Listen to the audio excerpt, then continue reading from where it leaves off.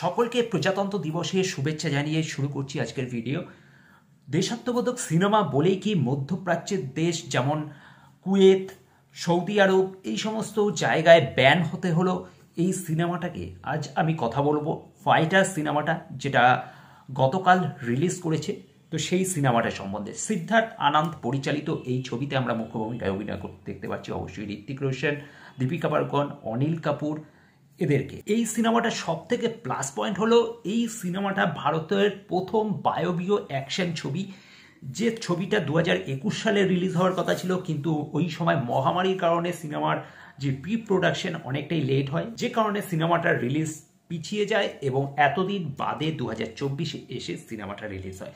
সিনেমাটার মধ্যে অবশ্যই অনেক কিছু ভালো দিক আছে, তবে নেগেটিভ দিক সেরকম খুব কম বললেই হয়। সিদ্ধার্থ আনন্দের আমরা এর আগে যে ছবিগুলো দেখেছি, পাঠানের মতো সিনেমা দেখেছি, তো তার থেকে এই সিনেমাটা কিন্তু অনেকটাই আলাদা। এটা শুধু কিন্তু একটা অ্যাকশন ছবি নয়, এবং শুধু যে ভিএফএক্স দিয়ে ছবিটাকে বানানো হয়েছে সেটাও একেবারেই নয়। এই ছবিটা সব থেকে বড় কথা যে একটা দেশাত্মবোধক ছবি, এবং অবশ্যই আমাদের ভারতীয় সৈনিকদের একটা ট্রিবিউট জানানো মতো ছবি এটাকে বলা যেতেই পারে। কারণ এই ছবিটির মাধ্যমে ইন্ডিয়ান এয়ারফোর্সকে অবশ্যই সম্মান জানানো হয়েছে, এবং তাদের পুরো যে ঘটনাগুলো বা তাদের যে জীবন দুর্দশার কাহিনীগুলোকে এই ছবির মাধ্যমে তুলে ধরা হয়েছে। তাই আমরা অনেক কিছু এই ছবির মাধ্যমে দেখতে পাচ্ছি, যেরকম একটা স্টোরি তেমনি বেশ কিছু জায়গায় অ্যাকশন অবশ্যই রয়েছে।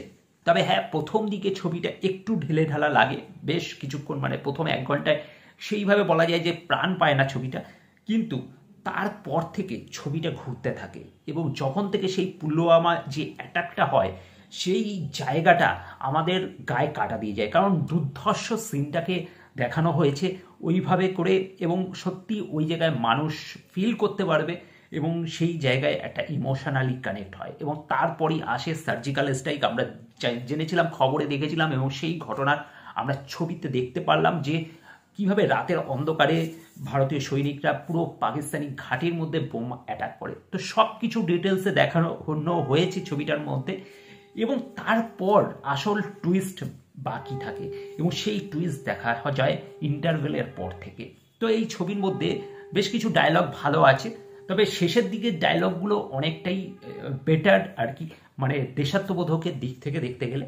এবং প্রথম দিকে মানে সিদ্ধার্থ আনন্দের একটা সিগনেচার স্টাইল রয়েছে নাম দেখানো, সেইটা এই ছবিতেও দেখানো হয়েছে, যেটা আমরা পাঠানেও ফলো করেছিলাম। তো ঠিক সেইটাই, যেখানে এক জায়গায় সবাই মিলে ওই কলিগরা বসে যখন নাকি খাওয়া দাওয়া করছে টেবিলের মধ্যে, এবং সেই জায়গায় দীপিকা পাড়ুকোন ঋত্বিকের সম্বন্ধে বেশি কিছু জানে না, তখন সে বলছিল যে সে ভেবেছিল কোনো মিলিটারি অফিসারের ছেলে হবে। তখন করণ সিং গ্রোভারের যে ওয়াইফ থাকবে, সে বলবে যে ও কোনো বড় অফিসারের ছিল না, একজন সাধারণ ক্লার্কের ছবি, ও নিজেকে কখনো মিলিটারি মনে করে না। তখন দীপিকা পাড়ুকোন বলছে যে তাহলে কি মনে করে? তারপরেই নামটা আসে ফাইটার। তো ওই টাইটেল লিংয়ের যে স্টাইলটা সেটা অসাধারণ লাগে, এবং এখানে আমার দুটো জায়গা দারুণ লেগেছে, মানে মন ছুঁয়ে গেছে। সেটা হচ্ছে, এক হচ্ছে যখন নাকি হঠাৎ করেই আশুতোষ রানার সাথে ঋত্বিকের একটা জায়গায় দেখা হচ্ছে।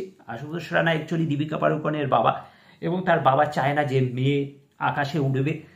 সাধারণ ঘরের সবাই চায় যে মেয়েদের পড়াশোনার পর বিয়ে দিয়ে দেবে, তো সেইখানে দীপিকা পাড়ুকোন চায়নি যে তার লাইফটা ওইভাবে কাটাতে, সে চেয়েছিল পাইলট হতে, সে হয়েছে। তো সেই কারণে তার বাবা মায়ের সাথে অতটা মানে কানেকশনটা ছিল না। তো সেই জায়গায় হঠাৎ করেই যখন কোইন্সিডেন্টলি যখন ঋত্বিকের সাথে আশুতোষ রানা দেখা হয়ে যাবে, এবং সেখানে তখন ঋত্বিকের কিছু স্পিচ রয়েছে যেটা অবশ্যই সবাইকে হেলিয়ে দেবে। তো ওই জায়গাটায় আমার বেটার লেগেছে। এবং ক্লাইম্যাক্স একটা জায়গায় অনিল কাপুরের জায়গা আছে, যেখানে নাকি সে বলছে মানে যে সেই ঋত্বিককে একটা সময় ছিল যখন নাকি বের করে দেবে টিম থেকে, কারণ হচ্ছে তার কিছু অ্যাগ্রেসিভ মনোভাব যেগুলো তার সহ্য হবে না।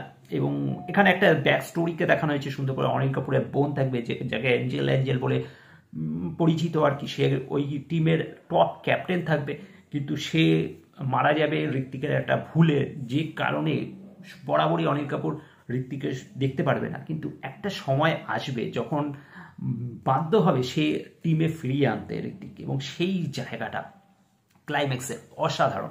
তো এইরকম কিছু কিছু সিচুয়েশন ক্রিয়েট হয় যে জায়গাগুলো আমাদের সত্যি হার্ট টাচিং মোমেন্টটাকে ফিরিয়ে দেয়। শেষে গিয়ে ভিলেনের সাথে যে ঋত্বিকের ফাইটটা, ওইটা সত্যি দুর্ধর্ষ ছিল, দেখার মতো ছিল।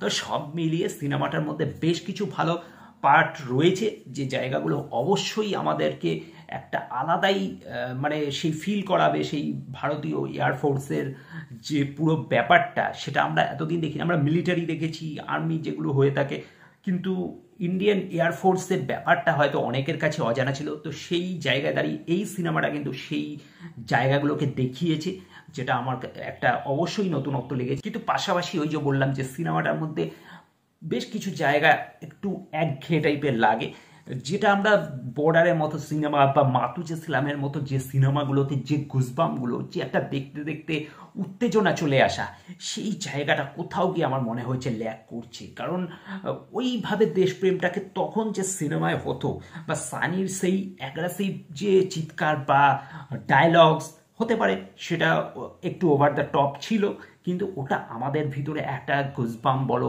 বা যাই বলো নিয়ে আসতো। সেই জায়গায় দাঁড়িয়ে এইটা অনেক কিছু ন্যাচারাল দেখিয়েছে, অনেক কিছু রিয়েলিস্টিক দেখিয়েছে, কিন্তু ওই দেশাত্মবোধকের জায়গায় যে একটা গা গরম করা ব্যাপার, সেটা কোথাও গিয়ে একটু খামতি লেগেছে। এছাড়া আদারওয়াইজ সিনেমাটা ভালো হয়েছে, অবশ্যই তোমরা দেখতে পারো। তো এই ছিল আমার ওভারঅল রিয়াকশন। তোমাদের মতামত অবশ্যই কমেন্ট করে জানাতে ভুলবে না। আর ভিডিওটা ভালো লাগলে লাইক শেয়ার করে দেবে, চ্যানেলটা সাবস্ক্রাইব করে সাথে থাকবে। Thank you, Jai Hind.